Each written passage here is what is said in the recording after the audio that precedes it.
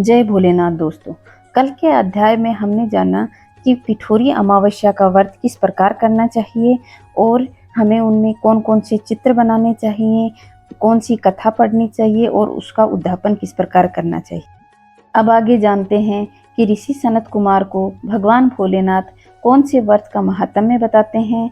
तो चलिए दोस्तों शुरू करते हैं श्रावण महात्म्य का अध्याय 26।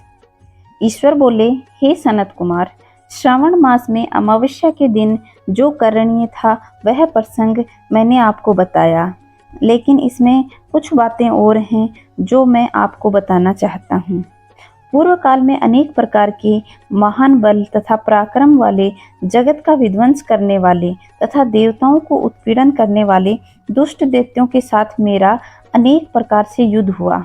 मैंने शुभ वृषभ अर्थात नंदी पर आरूढ़ होकर के संग्राम किए, किंतु महाशक्तिशाली तथा पराक्रमी उस वृषभ ने मुझे कभी नहीं छोड़ा।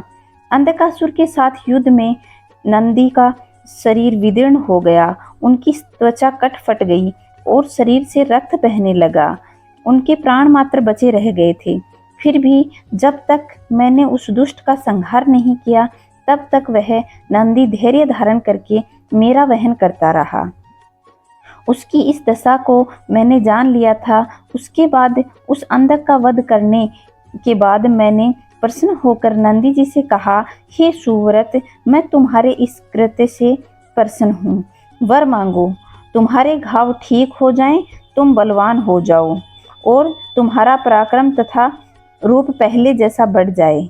इसके अतिरिक्त जो तुम मांगो वह वरदान मैं तुम्हें अवश्य दूंगा। नंदिकेश्वर बोले, हे देवादिदेव महादेव, हे महेश्वर, मेरी कोई याचना नहीं है। आप मुझ पर प्रसन्न हैं तो फिर इससे बढ़कर और क्या वैभव हो सकता है। तथापि हे भगवान, लोकोपरोपकार के लिए मैं आपसे कुछ मांग रहा हूँ। हे शिव, आज श्रावण मास की अमावस्या है, जिससे आप मुझ पर प्रसन्न हुए हो।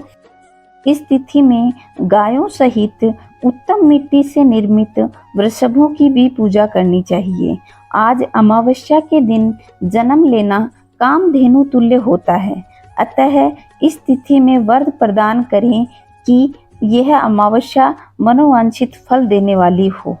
आज के दिन भक्ति पूर्वक प्रत्यक्ष वृषभ तथा गायों की पूजा करनी चाहिए। उनके सींगों पर सोने चांदी आदि की परतें मंढे रेशम के बड़े बड़े गुच्छों को भी सींगों पर बांधने चाहिए। अनेक प्रकार के वर्णों से चित्रित सुंदर वस्त्र उनकी पीठ को ढक देने चाहिए। गले में मनोहर शब्द वाले घंटे को बांध देना चाहिए। सूर्योदय से लगभग 4 घड़ी बीतने पर गायों को ग्राम से बाहर ले जाकर पुनः साय वेला में गांव में लानी चाहिए। आहार के रूप में उन्हें सरसों, तिल की खली आदि अनेक प्रकार के अन्न इस दिन अर्पित करने चाहिए। जो इस दिन ऐसा करता है उसका गोधन सदा बढ़ता रहता है। जिस घर में गाय ना हो वह शमशान के समान होता है। पंचामृत तथा पंचगव्य दूध के बिना नहीं बनते। गोबर से लेप किए बिना घर पवित्र नहीं होता। सुरोत्तम, जहाँ गोमूत्र से छिड़काव नहीं होता वहाँ चींटी आदि जंतुओं का उपद्रव विद्यमान रहता है। हे महादेव, दूध के बिना भोजन का रस ही क्या है।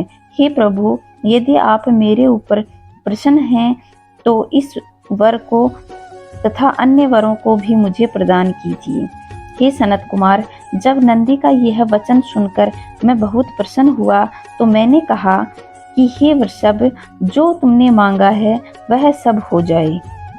हे नंदी, इस दिन का जो भी अन्य नाम है उसे भी सुन लो। जो वृषभ किसी के द्वार कभी नहीं गया हो, किसी कार्य में प्रयुक्त नहीं किया जाता और तृण खाता हुआ तथा जल पीता हुआ जो शांति पूर्वक विचरण करता है तथा महान वीर व बलशाली होता है, उसे पोल कहा जाता है। अतः हे नंदी, उसी के नाम से यह दिन पोला नाम वाला होगा। इस दिन अपने इष्ट बंधुओं के साथ महान उत्सव करना चाहिए। हे वत्स, मैंने इस दिन श्रेष्ठ वर आपको प्रदान किया है। अतः लोगों के द्वारा इस श्रेष्ठ दिन को पोला नाम वाला कहा जाएगा। इस दिन सभी कामनाओं को पूर्ण करने वाला वर्षों का महान उत्सव करना चाहिए। इसके साथ ही अब मैं इसी तिथि में किए जाने वाले कुशाग्रहण का वर्णन करूंगा। श्रावण मास की अमावस्या के दिन पवित्र होकर कुशों को उखाड़ लाएं। वे कुश सदा ताजे होते हैं, इन्हें बार बार प्रयोग में लाना चाहिए। कुश, कास, यव, दुर्वा, उसीर, शकुदक, गेहूं, व्रीहि, मंजू और बल्वज, ये 10 दर्भ के होते हैं। ब्रह्मा जी के साथ उत्पन्न होने वाले तथा ब्रह्मा जी की इच्छा से प्रकट होने वाले हे दर्भ, मेरे सभी पापों का नाश कीजिए और कल्याणकारी होइए। इस मंत्र का उच्चारण करने के साथ ईशान दिशा में मुख करके हुम फट मंत्र के द्वारा एक ही बार में कुश को उखाड़ लें और उसके अग्रभाग टूटे हुए ना हो और ना ही शुष्क हों।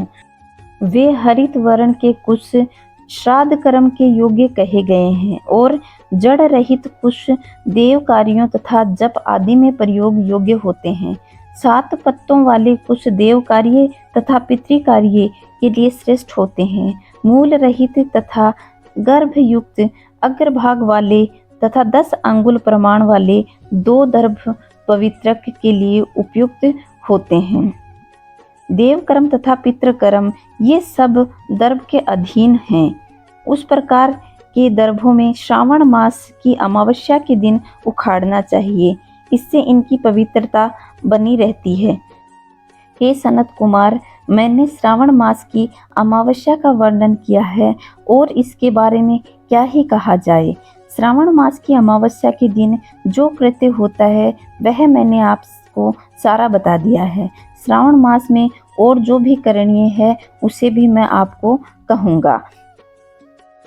तो दोस्तों, श्रावण मास में अमावस्या के दिन और हमें क्या क्या करना चाहिए वे सब भोलेनाथ ने हमें बताया है और आगे भी श्रावण मास में कौन सा महात्म्य है वह अगले अध्याय में हम जानेंगे।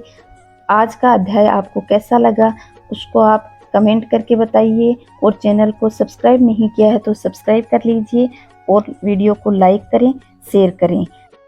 अगर आपने श्रावण महात्म्य के पहले वाले वीडियो नहीं देखे हैं तो उनका लिंक मैं डिस्क्रिप्शन बॉक्स में दे दूंगी, उन्हें भी ज़रूर देखिएगा। आपका प्यार मुझे ऐसे ही मिलता रहे, उसके लिए आपका तहे दिल से शुक्रिया। जय भोलेनाथ दोस्तों।